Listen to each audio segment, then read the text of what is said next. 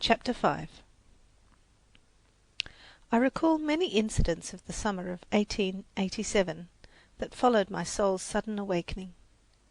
I did nothing but explore with my hands and learn the name of every object that I touched. And the more I handled things and learned their names and uses, the more joyous and confident grew my sense of kinship with the rest of the world.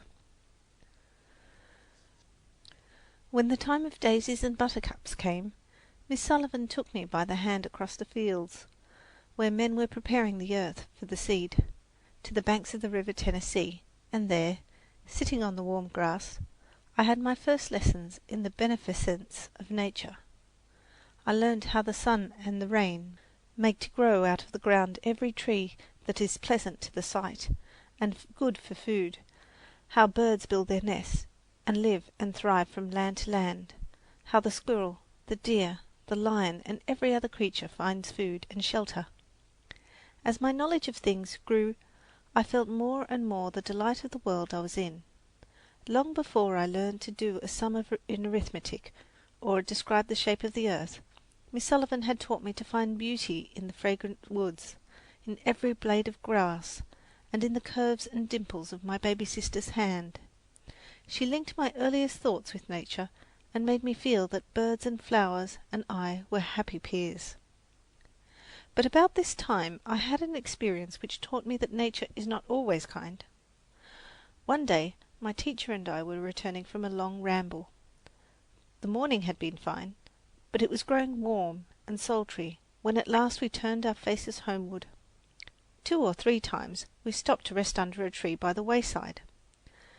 Our last halt was under a wild cherry tree a short distance from the house. The shade was grateful, and the tree was so easy to climb that with my teacher's assistance I was able to scramble to a seat in the branches. It was so cool up in the tree that Miss Sullivan proposed that we have our luncheon there.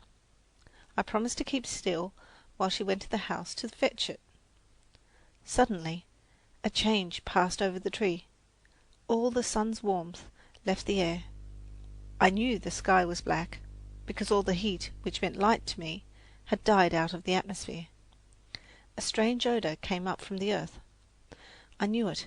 It was the odour that always precedes a thunderstorm, and a nameless fear clutched at my heart. I felt absolutely alone, cut off from my friends and the firm earth. The immense, the unknown, enfolded me. I remained still and expectant. A chilling terror crept over me. I longed for my teacher's return, but above all things I wanted to get down from that tree. There was a moment of sinister silence, and then a multitudinous stirring of the leaves. A shiver ran through the tree, and the wind set forth a blast that would have knocked me off had I not clung to the branch with might and main. The tree swayed and strained. The small twigs snapped and fell about me in showers. A wild impulse to jump seized me, but terror held me fast. I crouched down in the fork of the tree. The branches lashed about me. I felt the intermittent jarring that came now and then, as if something heavy had fallen and the shock had travelled up till it reached the limb I sat on. It worked up my suspense up to the highest point, and just as I was thinking that the tree and I should fall together, my teacher seized my hand and helped me down. I clung to her, trembling with joy to feel the earth under my feet once more. I had learnt a new lesson, that nature wages open war against her children, and under the softest touch hides treacherous claws.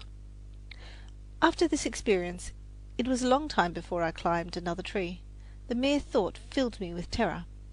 It was the sweet allurement of the mimosa tree in full bloom that finally overcame my fears. One beautiful spring morning, when I was alone in the summer house reading, I became aware of a wonderful subtle fragrance in the air. I started up and instinctively stretched out my hands. It seemed as if the spirit of spring had passed through the summer house. "What is it?" I asked, and the next minute I recognized the odour of the mimosa blossoms.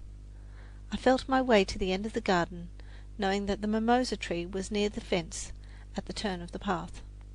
Yes, there it was, all quivering in the warm sunshine, its blossom-laden branches almost touching the long grass.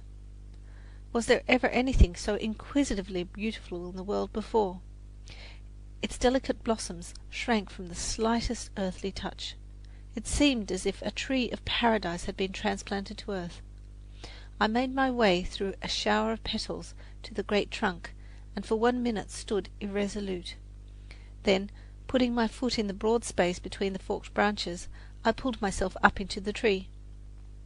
I had some difficulty in holding on, for the branches were very large, and the bark hurt my hands. But I had a delicious sense that I was doing something unusual and wonderful, so I kept on climbing higher and higher, until I had reached a little seat which somebody had built there so long ago that it had grown a part of the tree itself. I sat there for a long, long time, feeling like a fairy on a rosy cloud. After that I spent many happy hours in my tree of paradise, thinking fair thoughts and dreaming bright dreams.